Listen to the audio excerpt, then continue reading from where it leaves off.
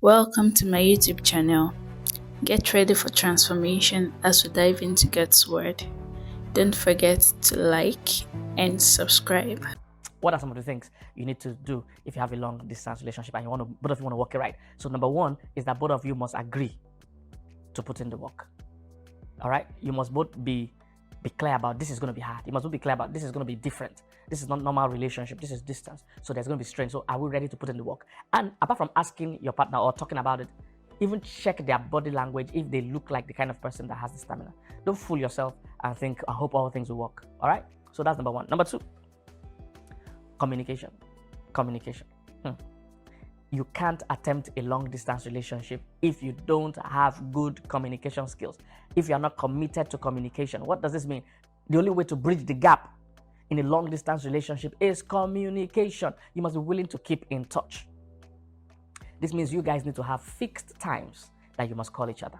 All right. Now, if both of you agree daily, that's fine. If you want once in 2 days, that's fine. But you must have agreed calling times and patterns. You can't leave it to chance. Why am I saying this? Because there's a high chance you guys might even have different time zones and things like that. You can't leave communicating to convenience. These are the things that make long-distance relationship look tricky. These are things that make it hard. You can't leave communication to convenience. So you must decide. We're going to talk at least every day.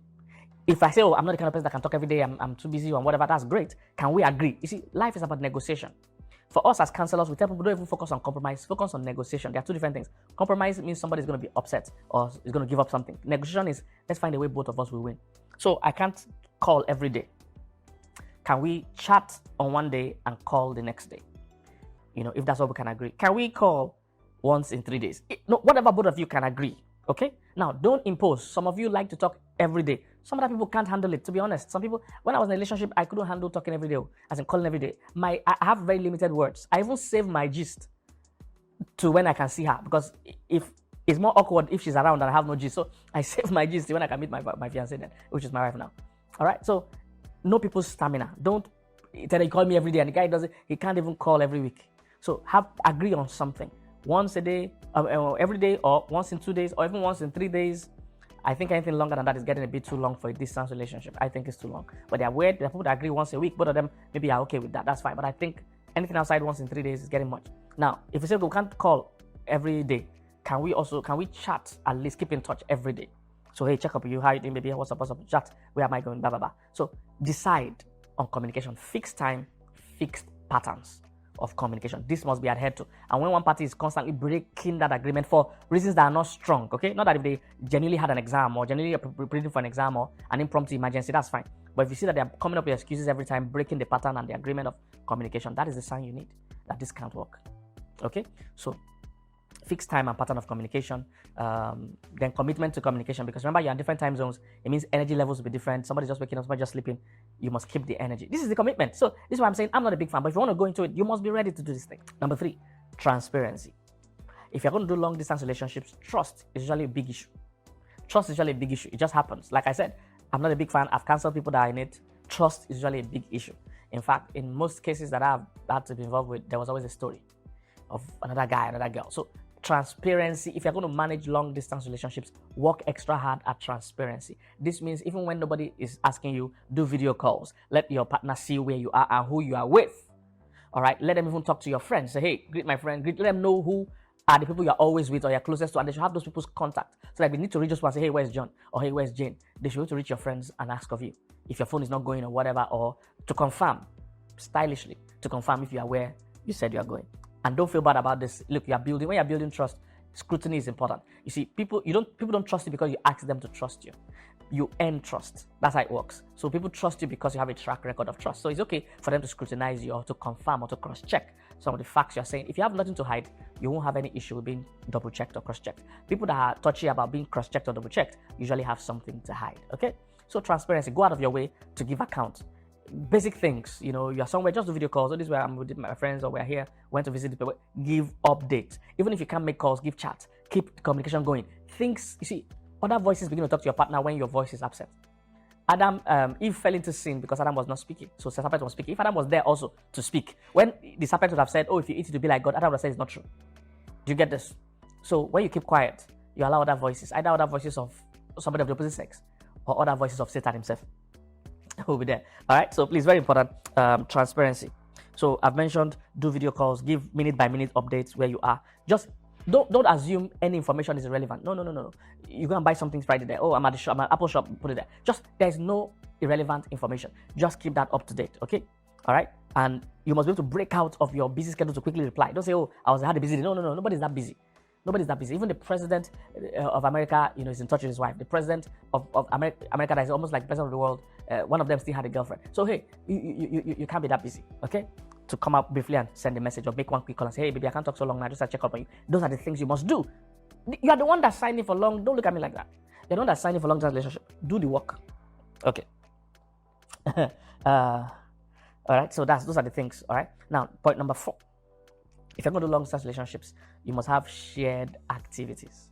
You must have shared activities. That's the only way you bridge this gap, all right? Because you're trying to simulate what people that are together will do. So you must have shared activities. This is how you will not miss the person being around physically. This is how it will not take a toll on you. Now, whether you're single or married, this is important. You must have shared activities, all right? What does this mean? Things we do together. That can include reading books. In fact, I interviewed a couple. You see the video on my YouTube channel. I interviewed a young couple that had a long-distance relationship, and they said that the fiancé, the lady, actually reads the whole book to the guy. I mean, they do a book study together where the lady reads the whole book, and the guy listens to the whole book. They read the book together. That's a shared activity. It looks like a small thing, but it's building both of you up. It's creating a bond. Shared activities, all right? And beyond that, these activities are also building you. So it's powerful. People fall in love, to whom they pray, with whom they pray, and for whom they pray. So activities like that build you up. Read the book together, pray together. Very important. And I know most of my audience are Christians, but if you're not a Christian, hey, you might find something else to do. But if you're a Christian, definitely pray together. Definitely. Don't just spend the whole time gisting. Don't just spend the whole time talking about things that don't matter. Pray together. People fall in love to whom they pray, with whom they pray, and for whom they pray. Okay, so pray together, shared activities. On that shared activity, you can do devotionals. They love good devotionals online. YouVersion and the rest. Devotionals for those preparing for marriage. Devotionals for about premarital sex. Devotionals. So you can do something, a shared activity that you can keep track of. All right, very important. Interestingly, you can even watch movies together. So both of you today, thank God for the online platforms for movies. So today you can say, let's watch this movie, and the person's on that side, on this side, you're both watching, and you're both commenting. You can do it. Interestingly, it's amazing. You see, you are conscious about bridging the gap. Because what you're about to do is tough. So you're conscious about bridging the gap. And when you do this so well, this is why even when both of you live together, the bond is formed. Do you know a large number of distance relationships don't make it when they now both come together? Because they've built a system and a lifestyle outside of each other that they find it awkward to now live with each other. That's what statistics say. Statistics says that, I don't know, 40 or 50% or 60% of relationships that were done over a distance, when they are together, they break up after 4 months. That's what the statistics says. Why? Because they are not used to living together. They've built a system and a life of being apart. Trust me, living apart is a style. So by the time somebody's in your face every day, somebody's not in your face every day, you don't find out it's difficult. In fact, during COVID, a lot of marriages were in crisis. A lot of marriage divorce rates was going up. People were wondering why. Because there was no more distractions. All the things that used to distract the husband and the wife that didn't make them spend time together were now out. No more work, no more church, nothing else. So they had each other stuck in the house. They found that they couldn't live with each other. Divorce rates went up in every country, or in most countries, all right?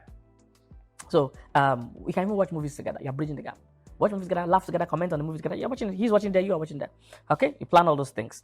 And you build, have a lot of shared activities. You're going for a walk in your own neighborhood, put on the phone, put on the video, let the person just talk to you as you're going to walk. You're doing this as shared activity. You can even do exercises together. If both of you exercise people, you can work out together. There may be you play a video, both of you work out to it. I mean, there are so many things you can do. The point is do shared activities, okay? And number 5, develop discipline. You need discipline. You cannot do long distance relationships without discipline. If you are going to build a long distance relationship, both of you must have stamina, must have character. If you are those kind of people that fall in love with whoever is around you per time, long distance relationship is not for you. You need to end that relationship now before you make a mess of yourself. Because I know people that are, that's who they are. They fall in love with whoever is around them per time. They have not taken time to ever develop discipline or character and stamina, but they want to enter a long distance relationship. It's a no-no. It's a no-no. There are some people with you not because they love you, but because they're tired of being alone.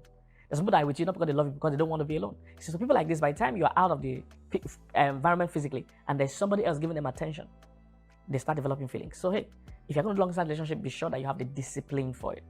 This means you can't give other people your number. You can't keep chatting with other girls or other boys. You can't go out with other people. You see, you're already taken. So you can't say, oh, my fiancé is not here, but I'm going to go on a date with somebody else just to keep it company. No. or you're going on a school prom or whatever it is, a school event, and everybody's bringing a date, you will go alone, bring your phone, and you will put the person on the phone, or go with somebody of the same sex. You see, this is what you have committed to. Don't look at me like that. You're the one that say you want to do long distance relationship. This is what you committed to. So you can't be unfaithful. I see many people that are unfaithful from relationship level. You will also be unfaithful in marriage. So you can't take on that person of the opposite sex to the date. No. If all your friends are bringing a date, you bring your phone and you put your friend on Zoom or whatever, and you participate or FaceTime, whatever it is, and the person's there. Now, if you want to bring a physical person, let it be somebody of the same sex, or your brother or sister, known one or not cousin, brother, blood brother, same mother, same father, not even step brother. Discipline, all right? Because some people, out of sight is out of mind. Once their loved one or their beloved is not around, their eyes start straying. If you don't have that discipline, be honest with yourself, be truthful to yourself, and say, hey, I can't do this. Okay, I've counseled a lot of people. It's really dramatic. Faithfulness is an issue with long distance relationships. Okay, very, very important. So if your love languages involve things that usually is done more physically, find a way to bridge the gap. I heard somebody say that a woman was in a long distance marriage, and I think her husband's love language is touch. So she takes his clothes and wears them and hugs the clothes and sends him pictures of it, and he say where he is, he feels the love. See, they're just trying to bridge the gap. You're going to put in that effort. That's what it means. You are going to put in that effort. If your fiancés or partners or even husband or wife, because there are even some married people in long distance relationships, you must bridge that gap. That's what I'm saying. It takes discipline, it takes work. And the last thing for dealing with long distance relationships, there must be a planned end to the distance. There must be a planned end to the distance. Many people enter long distance relationships indefinitely. Please don't do that. All right? Because before you know it begins to span 2 years, 3 years. No, a long distance relationship, averagely should not more than a year max. Anything getting more than a year, you are building a system that is not even real. You are getting used to not living with each other. By the time both of you come together, you might not be able to even live together for even 1 week. I'm telling you, this at the start. The start says it's not good for people that have done relationship over a distance and come together. They are so not used to having the person in their space. Trust me, phone calls are not the same as having somebody in your space 24 hours, 7 days a week. When you're chatting, you can write LOL, laugh out loud, even if you're not laughing at all. But when you're with the person, it's a different ballgame. So let it be a planned end. I don't end in more than 1 year. Be careful of it. You want to travel abroad, all those kind of things, please. If you're already married, if your marriage is not strong, don't put that pressure on your marriage. Think twice about it. All right? Very, very, very, very important. So let it be a planned end. If we're starting this thing, when are we likely to be able to be together permanently? When are we likely to do that? All right? Don't separate your family. Marriage and relationship were designed from beginning for proximity, for man and woman to be together. All right? To get warm, to hug, to kiss, to have children. You can't have children over the internet. All right? You can have children over the internet. So those are the things that will help you in your long distance relationship. So hey, think twice about it and see if it's the kind of thing that you want to do. I believe you have been blessed by this message. Don't forget to like, share, comment, and subscribe. God bless you.